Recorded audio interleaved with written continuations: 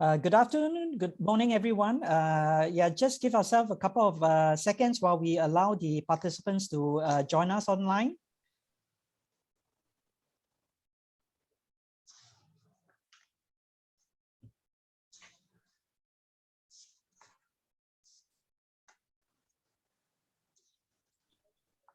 Okay, while we await the attendees to join us online, let me give a little bit of an introduction before I introduce the panelists for today. So hello again, everyone, and thank you for joining us for today's APAC Med webinar. My name is Gabriel. I'm the Partnership Director of APAC Med. As a brief introduction, APAC Med is a non-profit medical technology association representing companies operating the medical device, diagnostics, and digital health space. We lead efforts to advance medical technologies in order to raise the standards of care for patients. Yeah, today's webinar is on mental fitness and employee resilience. The ability to bounce back from mental and emotional stresses is a hot topic in the HR world. HR leaders are also rightly concerned about rising stress levels and mental wellness, and they're actively addressing the issue in innovative ways. Today, we want to explore how strengthening the mind using the concept of mental fitness translates into a thriving organization. The concept of mental health has emerged in the past few years, and it is meant to help people understand that, physical fitness, mental fitness is just as important and should not be neglected within our society and also in the workplace. It helps people understand that just as we can improve our physical health by moving our bodies, we also improve our mental health by strengthening our minds. We are delighted today to have with us thought leaders and practitioners in the mental fitness space. We want to keep this session dynamic, two-way, and if you like, and would like to invite you to raise any questions that you might have to the panelists on the chat feature below. So today I want to welcome Shaun, the founder of Happiness Scientists, Sanjeev, the founder and CEO of Joyce, and Karen, the regional leader for healthcare APAC at Microsoft. I'll now invite the panelists to introduce themselves and share their thoughts and learnings around mental fitness, why it is something all companies should invest in, and how to build mental fitness both individually and across the organization. Shaun, maybe you might want to get this rolling. As founder of Happiness Scientists, you specialize in providing bespoke positive psychology training. Can you introduce yourself and tell us more about mental fitness and positive psychology? And then we'll move on to Karen and Sanjeev. Sure. Great. Nice to meet everyone. Thank you, Gabriel. As he mentioned, my name is Shaun, the founder of Happiness Scientists. And if you're curious as to what that means, it means that I use the science of positive psychology, the research and evidence base to inform practices that can enhance well-being and mental health and mental fitness. I did my degree in positive psychology, a master's degree at the University of Pennsylvania more than 10 years ago under the founder of this entire field. And his name is Dr. Martin Seligman. And if you really want to know what positive psychology is, as the name implies, it is studying the aspects of life, studying the aspects of human beings that kind of look at the whole person as and elevating their mental well-being. So in contrast, if you think about traditional psychology, is looking at human beings as people who have deficits, who are flawed, and therefore are beings that we need to fix. However, positive psychology is looking at it as people who have capabilities, who have motivations, who love, want to find meaning and connection in life, and how can we introduce strategies that are research and evidence-based to then enhance the quality of their life so that they can live the best possible life. So that's a little bit about positive psychology. And on the topic of mental fitness, I guess as the name implies, if I wanted to build up this particular muscle and get fit, I would go to the gym, right? And I would do things like that, like push-ups or like lifting weights. And mental fitness is similar, right? If we don't exercise the muscles that result in us having mental fitness, then we'll find ourselves not being able to utilize those muscles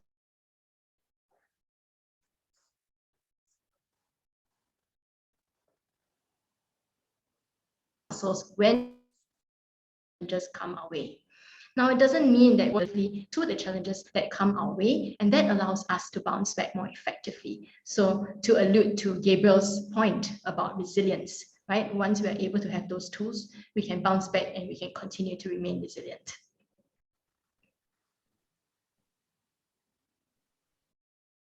Thank you, Sharon. Maybe Karen, you might want to go next to introduce yourself and share your thoughts around what you think about mental fitness. Yeah, sure. So, so Gabriel, thanks so much. I mean, along with all of you, I'm also going to be learning quite a lot in this session. And adding to what Shine said, before, I mean, what is most important is being happy. And I think happiness affects, it's like I would say the benchmark or the bottom line of all that we do. And I handle at Microsoft the healthcare industry vertical. And interestingly, mental health has become one of the most important topics in the last 2.5 years, especially during the pandemic. And organizations like WHO have come out with figures that 1 in 4 people are affected by a mental health condition at some point in life. And I think what becomes important is to be able to recognize that. And as what Cheyenne was saying, be able to use that muscle to keep it productive and healthy. And since I handle the healthcare vertical, we have seen that mental health disorders are actually one among the leading causes of ill health and disability worldwide, which is very interesting to know. But it is also one of the most stigmatized and hidden disabilities that people have, and especially from Asia, most of us don't even feel comfortable sharing that. And what data has shown is that 75% of the people who have these problems do not even seek help. So mental disability, if I could say, it's like a silent killer, which results in a lot of lost productivity as well. So I think it's important for us through this seminar as well to be able to recognize and be able to find ways in which we can mitigate it. And I don't have to say, but with this current global COVID-19 pandemic, mental health has actually come to the forefront. And we have some very interesting applications as what Sanjeev is going to be sharing called Joy, that actually kind of helps people manage these conditions in total, safety of anonymity and, privacy as well. And interestingly, I'm sure you'll agree that children and elderly are most at risk when it comes to mental health disorders. And 51%, it has been seen, I mean, these numbers can of course vary, but 51% of those patients who have some kind of a mental disability also have an underlying chronic physical disability. So while we do treat physical illnesses, I think it becomes important to also kind of enhance that joy index. And I think that's what we are planning to do in this seminar, to be able to kind of educate people on how we can have the happiness index up to increase productivity. Thank you, Karen. Sanjeev, your turn. Thanks, Karen. Thanks, Gabriel. First of all, thanks for having me on this show, this webinar. To introduce myself, I am the founder and the CEO of Joy. Joy is a Singapore-based startup, AI-based technology, where we have created a very engaging experience to make mental well-being into a habit. And, and that habit is what we also term as the mental fitness habit. And, to answer Gabriel's question, what is mental fitness? If you relate to the physical world, doing those right things to stay healthy every day and for everyone, it's simple, it's easy, it's repeatable, is what makes us physically fit. And, in the mental health world, to Karen's point, there's a lot of research, a lot of work, a lot of applications, a lot of technology and investment, which is going into treating the illness, treating the sickness. But 75% of the population, these things go unnoticed, or these people don't want to bring it out. And, this is a very important chunk of the population, especially in a workplace, even in the society, which contribute to the most chunk of the productivity for our organization, or the people who probably are turning out to be the other 25% on the other side of the scale. So what we have created is a solution for these 75%, right? While there is a lot of innovation for the other 25%, and we want to work along with them. But what we are doing is for this 75%, where we think that, we need to take care of our mental well-being on a day-to-day basis. And it's not for some of them or those people, it's for all of us. All of us need to take care of our well-being during the office hours, after those stressful meetings. And this has very strong proven correlation to productivity, to decision-making capability, to overall well-being, and happiness. So what we have done is created a solution for that, dedicated to the enterprise workplace, business to business. And we are very pleased to have Microsoft as our partner, because one of the things to do fitness is that, it needs to be readily available to you as and when you need this. And for that, there is no better platform than Microsoft Teams, where, we spend a fair amount of our workday, going through all those productivity calls, going through all those productivity meetings. And in between those meetings and calls, there are situations that we need to take care of our mental health and mental fitness, so that, it has the productivity and the well-being and the health elements taken care of. And we come in very nicely as and when you need support, as and when we think there is a time for a quick break, we come in and engage you in a very engaging way. So that's how we are making mental health into a concept of a daily, everyone, everyday mental fitness for all of us. Thank you, Sanjeev. And I think this is a nice lead into, to look at what are some of the mental health trends that we should be looking out for in a workplace. Shahan, what are your thoughts around, some of these mental health trends that we should be looking out for specifically in a workplace? Given the context that the attendees that are attending this webinars right now, they come from large, global medtech companies. We also have a number of startups, among our midst. It'll be good to hear what are some of these mental health trends that we should be looking out for in the workplace. Yeah, absolutely. I think if you think about the pandemic and how long it's been lasting, in 2019, it fell on our laps without us knowing what to do with it. If we look back at the next year, we were struggling to deal with it, just maybe in survival mode. And then this year, we're starting the year having gone through 2 years. So one of the most common mental health trends that we're worried about now is burnout. And burnout is really about, fatigue, it's feeling cynical, like inefficacy, where you feel like the things that you normally can do, suddenly you don't have the energy to do. And of course, some of that could be physical, but a lot of it is also emotional, that you just don't feel like doing something, and that ties in a lot with productivity and motivation. So I would be on the lookout for signs of burnout. If you notice a staff who is normally able to perform very well, suddenly not being able to keep up with things, that could be a warning sign. Of course, we don't want to jump on it straight away, but it's something that we can begin looking out for. The other one, of course, is stress and anxiety as people try to cope with the uncertainty in the environment. Some of them may have seen family members struggle with job losses or been through a moment of grief and loss as they've lost people physically. I think they will be struggling with the anxiety and the uncertainty and the stress of all of that suddenly weighing down on their shoulders. And some of them may not have the mental or emotional resources to know how to respond to that.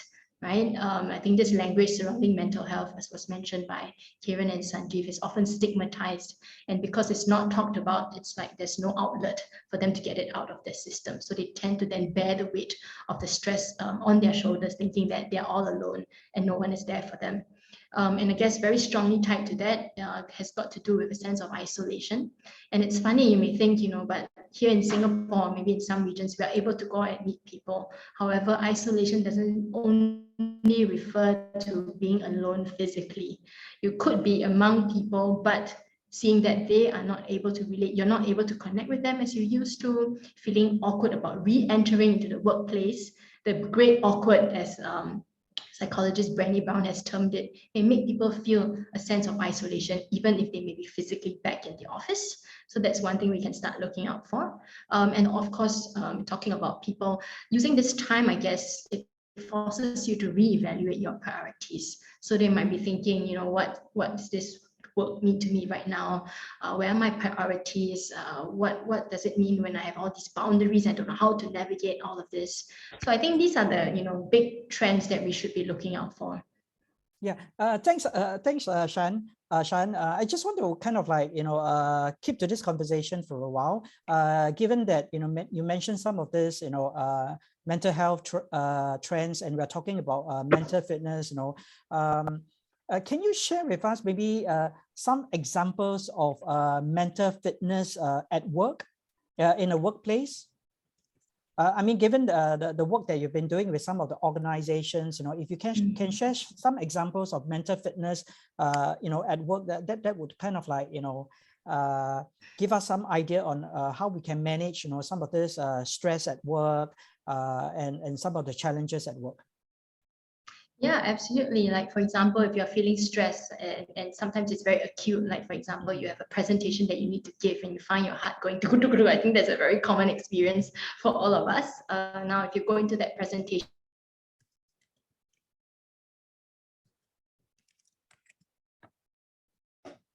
I can't hear her. Can you hear her? with palms sweaty and your heart beating, your life. So what you can do is kind of practice a kind of calming exercise, by taking deep breaths, calming yourself down, counting 1 to 5, and remembering the things that you can actually do. You are and have come so.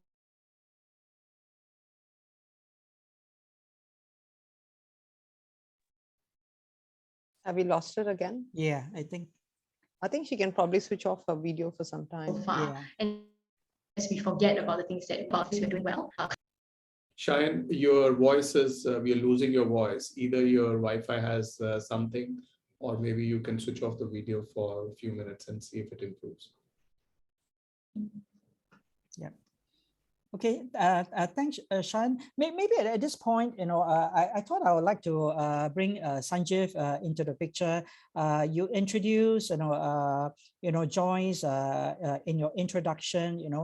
Can you tell us, I'm trying to tie this back to the physical fitness, where we are trying to clock 10,000 steps every day, and I'm quite proud that every morning I clock at least 17,000 steps for the last 2 months. So I just want to ask you, what inspire you by this 10,000 steps, when you decided to launch Joyce? So, our platform, our application is called Joy, Joye, and it's pronounced just like joy, happiness, Joy. So I know, there's a little trick there. So, as the name suggests, and what Cheyenne was saying earlier, we designed this to take care of that, these on a day-to-day basis, we need to improve our well-being. And, because we know it has productivity, personal happiness, all those kind of correlations to that. I've been in the corporate sector for 27 long years, and I have worked with large teams, complex situations, stressful, work environment, all those kind of things which all of us face day to day. And, I have seen it, over various angles. And I always thought that, success of a company or success of a team or a success of an individual, the core element for all of this is the mind of that unit of one employee. How each and every employee is feeling, that is what contributes to that employee's individual success, that team success, that company success. So the success at every level comes from our mind. The motivation at every level comes from our mind. And our mind is the trickiest of things because it fools us only. All the time, we get fooled by our own mind. And, you do need friends, family, mentors, many other things to help your mind take care of yourself from time to time. And, in a typical organization, we rely on managers to do that task. In the theory of organization structure. And, we all know as managers how much we can do that. And, we all know as employees how much we go and tell our managers what's going to us. So, there is a practical limitations to that assumption. And, then the pandemic hit. And all this while, I always thought that, positive psychology and turning around negative thinking into positive thinking in difficult situations in the work environment is the only way to motivate teams and to achieve success. And we decided that we can replicate this whole methodology of, positive psychology, motivation, day-to-day situations at the behavioral level using artificial intelligence and technology to make this into something that people can freely and easily engage with and get all that support which everybody needs. And, there aren't any interfaces or engagements which provide that. And in the process, you also improve your well-being at the health level as well as the productivity level. And, that's been the concept which we have been working on. And, in the process, we have taken a lot of help from experts like Shine, who comes in with a lot of expertise here. We have taken help from Microsoft to understand the patterns in teams. We have taken help from some HR, organizational behavior people. And then we have taken a lot of help and inspiration from the concept of 10,000 steps. How did we do this in the physical health world? What does it take to make that engagement happen? And, a combination of all these inputs has kind of made it possible for us to create that, put that vision into a real experience, which is what Joy is. Thank you, Sanjeev. Yeah, you mentioned about positive psychology, and I think Sharon mentioned briefly. And I thought I want to ask Sharon before I move to Karen shortly, is that, can positive psychology be learned? Given your experience working with individuals and organizations, can you share with us a little bit more about this area? Yes, absolutely. I think when I went to University of Pennsylvania, that was when my eyes were opened. I never thought that concepts like resilience and optimism can actually be taught or even learned. And just a little confession, I didn't start off life being all sunny and bright and talking about happiness. I was a pessimist at heart. And when things happened, when I went through schooling life, I would always think the worst possible case scenario and think the worst of myself. Some of you listening in the audience may also be grappling with that negative self-talk. And it was only until I read the book by Dr. Martin Seligman called Learned Optimism that I realized that, hey, this thing can actually be learned in a very structured and methodical way in order to shift my thinking from being a pessimist to being an optimist. And because I read and devoured that whole book and practiced the exercise, I can now actually call myself a reformed optimist. Right? So it's definitely teachable, learnable. And I think that's the whole idea of why I went to study it, is so that we can break down for people in a very structured way, in a very practical and usable way, how we can infuse this into our work, into our life, so that we can systematically become happier by our own volition, our own agency. Thank you, Sharon. Yeah, so Sharon has, the panelists have walked us through the concept of mental fitness. Sharon has talked about positive psychology. Sanjeev has introduced Joy and the concept of the 10,000 steps for mental health, mental fitness. And this is where I want to bring Karen into the picture because Microsoft and Joy has formed a partnership to take this concept further. Karen, can you tell us more about the Microsoft and Joy partnership? Yeah, I would love to, Gabriel, but I just wanted to commend that it is impressive that you do 17,000 steps, right? I do 17,000 steps or more, but in a week. You see, that is how it has been. It's a personal benchmark. Oh, you bet. And I fully agree with what Shayan and Sanjeev you say. I mean, you can actually, like, when you're on the move, you don't really realize it, but due to COVID, when you're sitting in a place and all of us have long calls, then this whole thing of, your brain playing tricks, like you're hungry. For me, at least, like my brain playing trick, like, oh, you have got to eat, you're hungry, okay?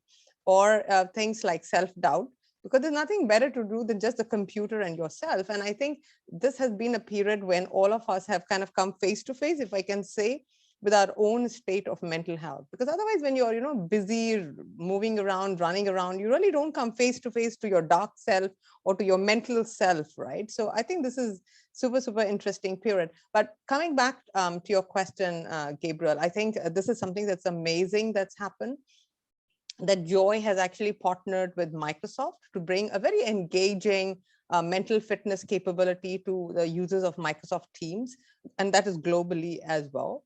And this is actually helping millions of employees. And since I come from healthcare, we're not just looking at patients. I think we're now looking within companies for employees to prevent things like burnout, improve their mental health and productivity. If you were to ask me about 3 years ago, what Sanjeev was sharing about managers asking about the mental health of their team members, I don't think I would have ever had any of my managers or me myself asking my team.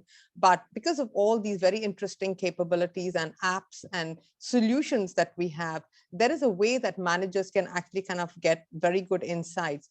And this is, of course, this whole thing about mental health is becoming very important, especially for the millennials, for the Generation Z, because data has shown that they are 3 to 4 times more prone to stress and anxiety. That am I doing well? Am I doing the right thing? Right. So this is where Joy really becomes very interesting, because what it does is it analyzes the employees' work patterns in Microsoft Teams, and with extreme privacy, and it delivers very interesting suggestions to measure and manage your well-being. Because I'm not sure how many of you know, but within Teams we have things like work analytics, for example, but that's very passive. It's very unidirectional. But what Joy does is that it kind of it acts like a mentor or like a virtual friend. And the user can speak with or follow a very guided reflection in a safe, anonymized space. Nobody needs to know anything of what you're going through if you don't want to. And the interesting part is the AI in Joy is trained to recognize the employee's unique situation. Given, let's say you're having back-to-back meetings and you realize that so many emails going out and you're working long hours. So basically the AI uses all that data and then assists them with what we call as Joy level mood analytics, comes in with behavioral coaching, has suggestions for short podcasts. So when I was just flipping through some of them, you have Joy has these stress busters. It's like a 2-minute breathing techniques. Typically, I don't know if you did it, but like what Shine was saying, when you're doing a presentation and when we were younger, my parents would say, okay, take a deep breath, breathe 4 or 5 times. And, for me, it was very interesting because those were some of the recommendations that Joy would make to kind of give the mind some streamline at a very critical point.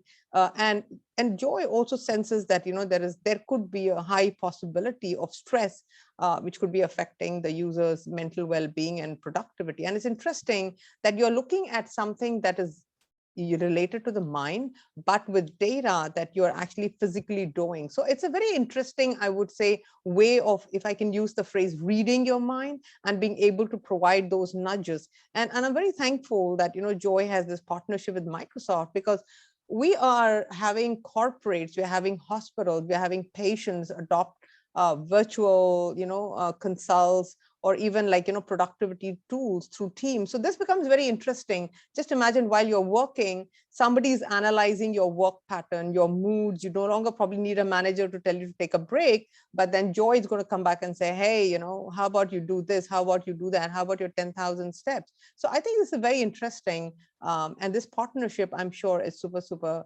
useful and beneficial for a lot of folks out there. Thank you, Karen. Sanjeev, you want to make some comment about Joy partnership with Microsoft as well? Sure. Thanks, Karen. Thanks very much for your good words. So we are very pleased to have this partnership. As I told you that as a standalone app, we never thought that you can weave it into the lives of the people. So we have no intention of selling this as a mobile app, on Apple and Android, etc. So we have been looking to work with partners, and then when we pitched this to Microsoft, we were so pleased to get the interest of Microsoft. And, that shows the vision and the, focus on well-being as a corporation. And, they kind of assisted us to understand the patterns and gave us all the support. And we are very pleased because without the Microsoft engagement and the pattern reading, that timeliness of the nudge or getting you the support at the right time, at the right place is incomplete, right? And I think that's one of the differentiations of Joy compared to many other platforms. You can have 1,000 apps in your phone, which might help you in various ways. You might have 1,000 books which will tell you to do 10 deep breaths, or many other kinds of meditations. But the power lies in the timing of the intervention. The right care, right suggestion at the right time when you need it is much more powerful than thousands of other sources of content and information. And we always thought that the timing is critical in the matters of the mind, howsoever simple or known the suggestion might be. And that's what we have tried to achieve. And we couldn't have done this unless we are in the platform which is Teams, where people spend a majority of their work time. Thanks, Sanjeev. And it's interesting that you mentioned, there are also many, apps out there. So I think in the context of the workplace, I think the well-being culture is very important. Is there a well-being culture? So I guess this is something that I want to also ask Sharon. How can we create, given that there are so many apps out there, right? How can we create a workplace well-being culture that goes beyond yoga days and mindfulness apps? Yeah, I mean, if you think about fitness, right, it's not like you can just run one day and then be considered fit for the rest of the year. I think many of us would say that would be hallelujah, right? And the same goes for mental fitness. I think it's something that we want to maintain as a habit. So if we think about it as a workplace culture, going beyond the yoga days, you want to think of things that are short term. So you could have these yoga days, you could have these weekly fresh fruity Fridays. I know of some organizations that do that, or even going for walks and morning walks. You could have some of these short-term practices which work very well, but you also want to think of it in the long term. How are we going to keep these things sustainable? How do we put these practices that are really good for our mental health embedded into the current platforms that you have? So like Teams is an example of that. But then how do you begin your meetings? Do you begin your meeting and say, okay, we've got 10 things on our meeting list, let's get started, and you've just come from 5 of those kind of meetings? If that's the way you're going to enter your meeting, then you're going to be exhausted. But instead, perhaps you could start and say, okay, everybody's come from 10,000 different places. Let's get together. Let's do a short breathing exercise.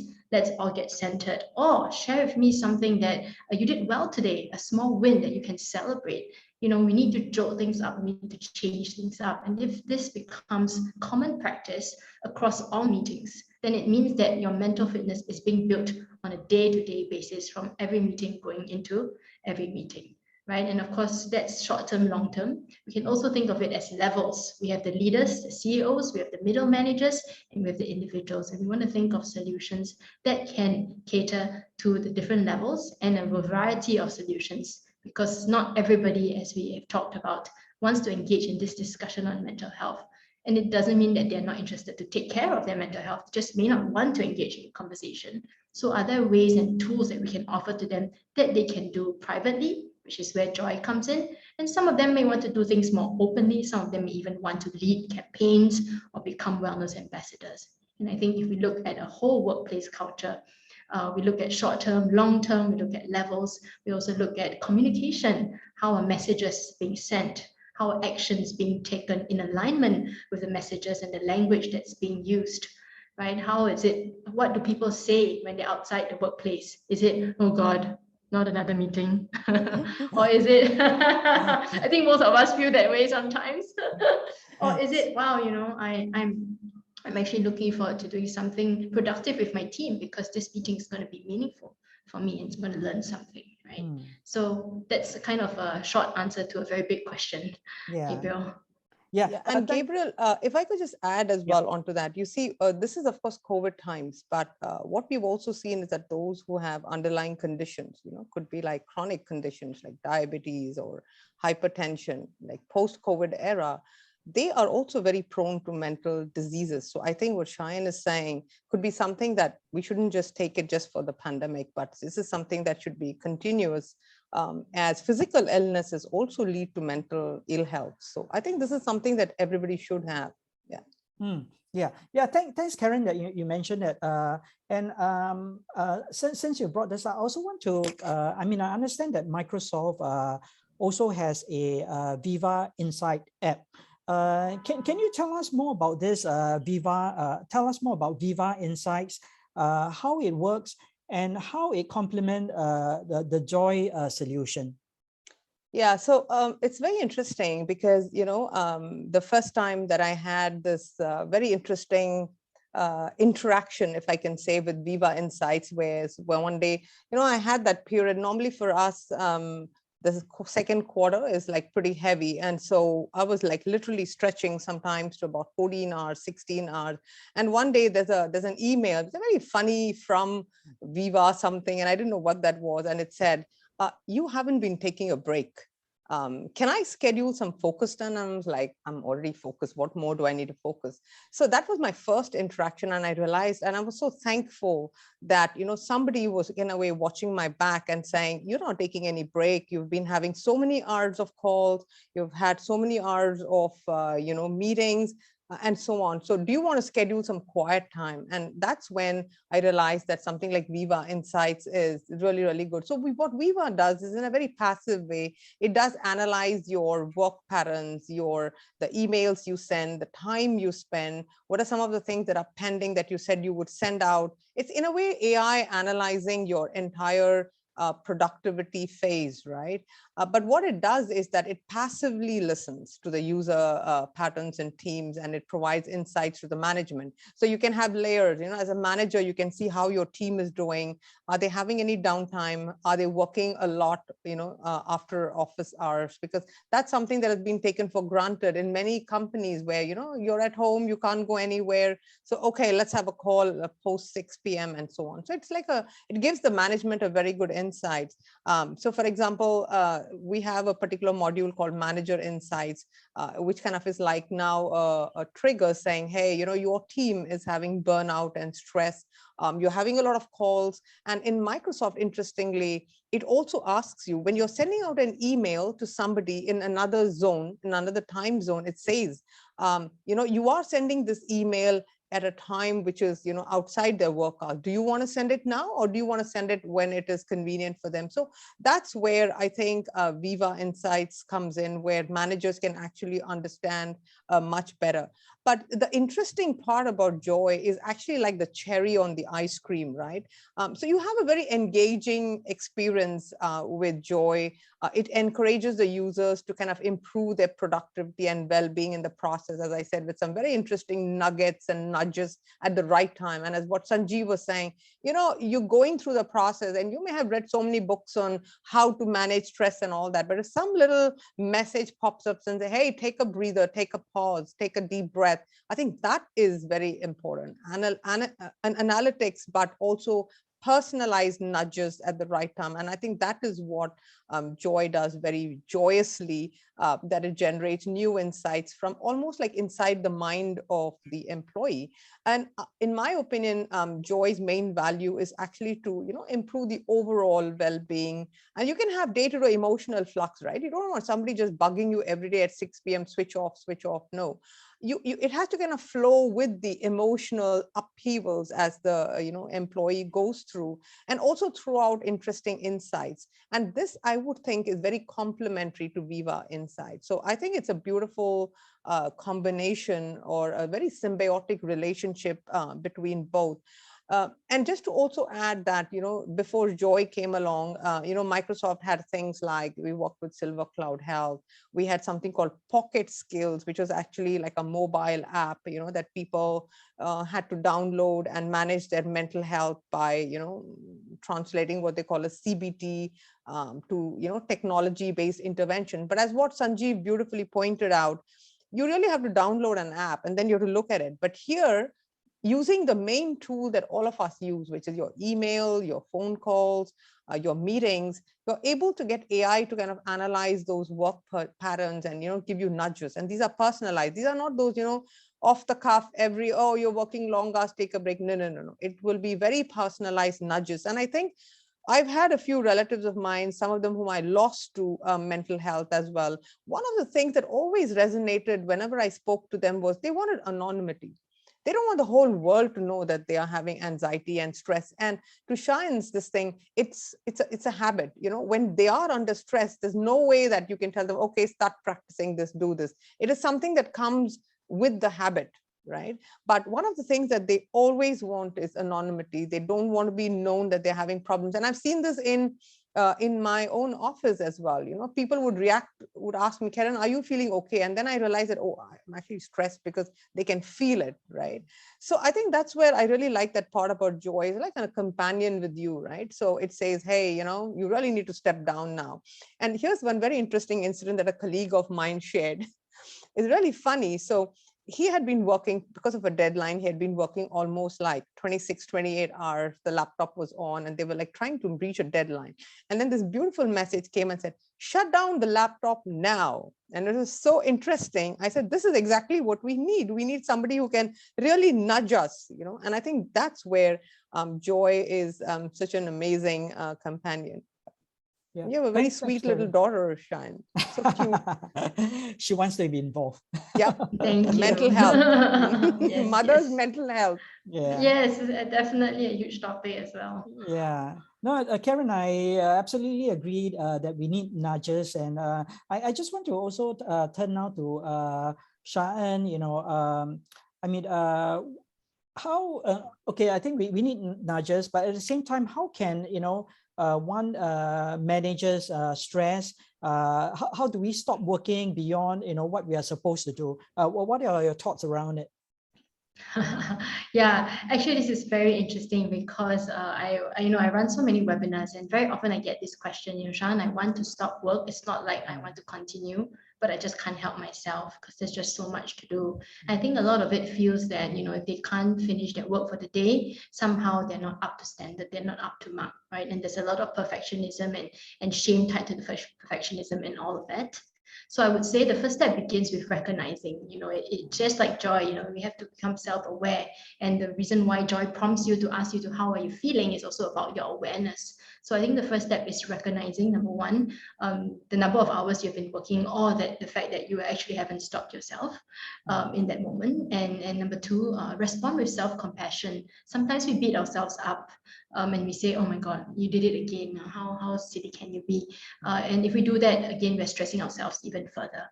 But instead we're saying, okay, well, this time you caught yourself at 7:30 instead of 8 o'clock, right? Whatever it is, time it is, give yourself a pat on the back and recognize that the reason why you did that is because you valued your work, or you valued something that's there.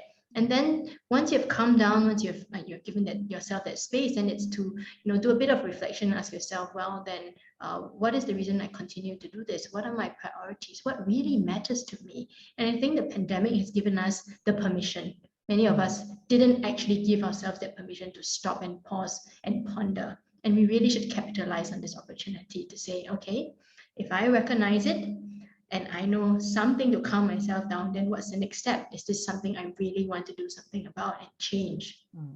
And of course, following that, it could mean that you may need to have some conversations with people in your team, your boss. Of course, those may be difficult conversations, but I guess it comes back to what matters. Are those conversations worth having, right? Yeah. So yeah. Thank you, Shan. Yeah, so I think we have a 2-3 minutes more. So I just want to have maybe some closing thoughts from the panelists. What would be your the audience in the chat? Okay, yeah, I think we have a question, right?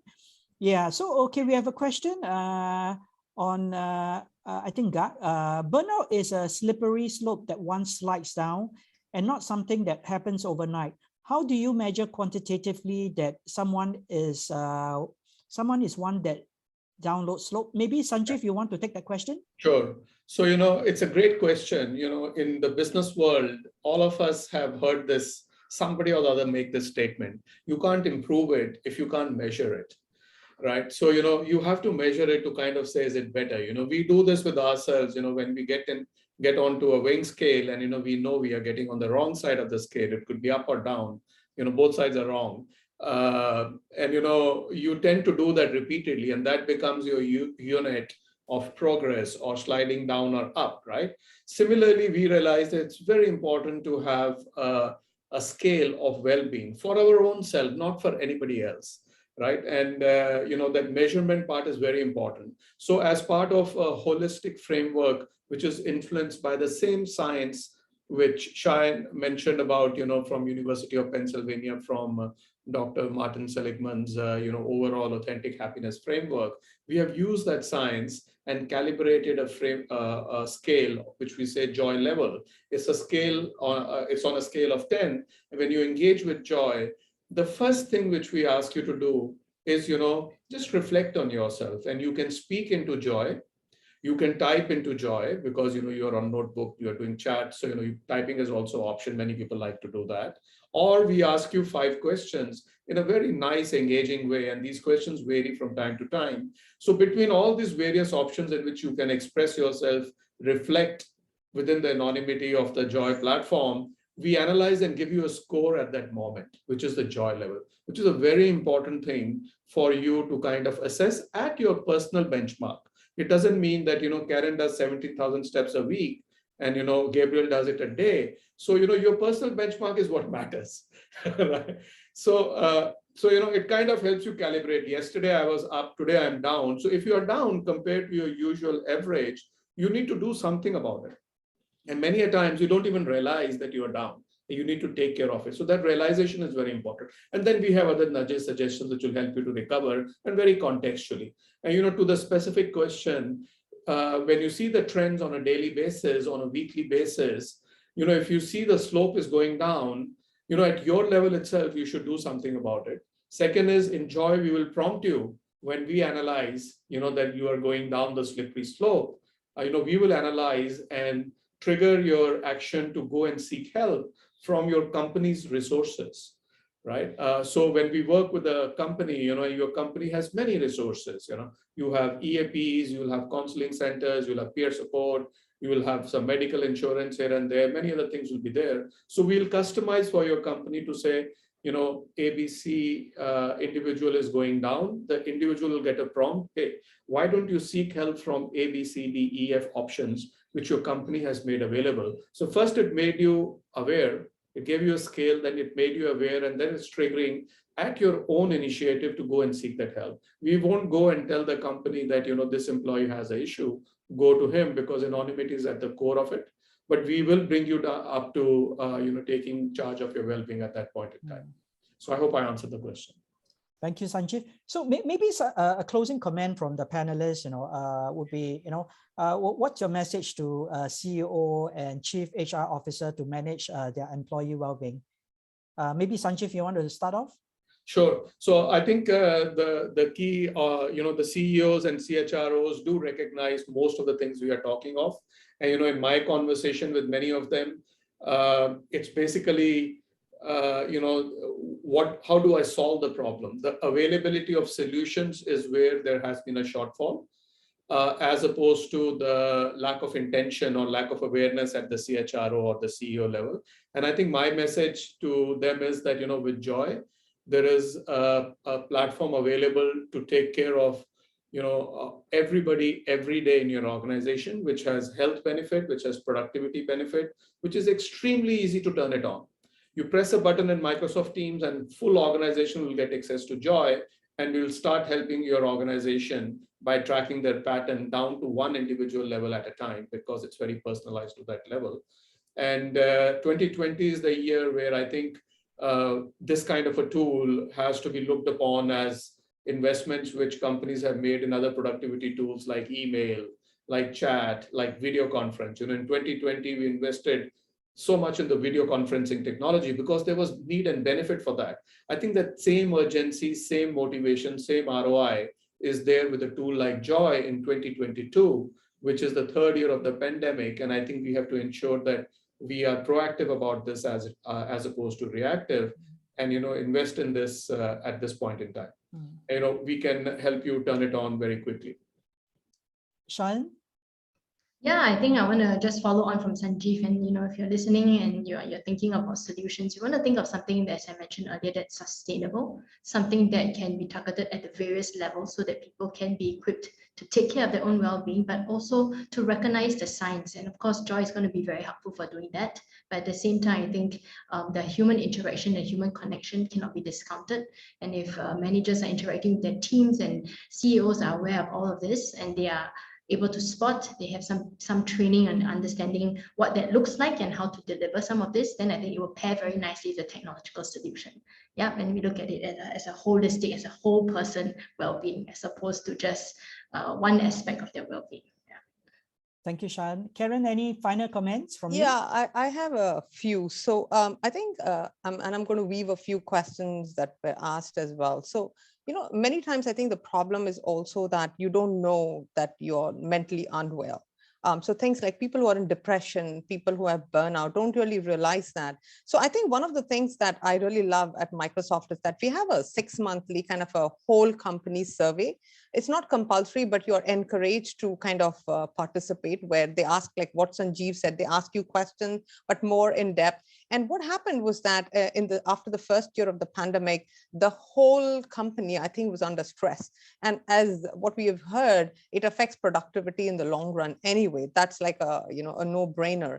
And that's when Microsoft, so once you get that data, you then as a CEO or as a top leadership manager, you need to take action. And that's where Microsoft, for the first time, gave 5 welfare days of leave.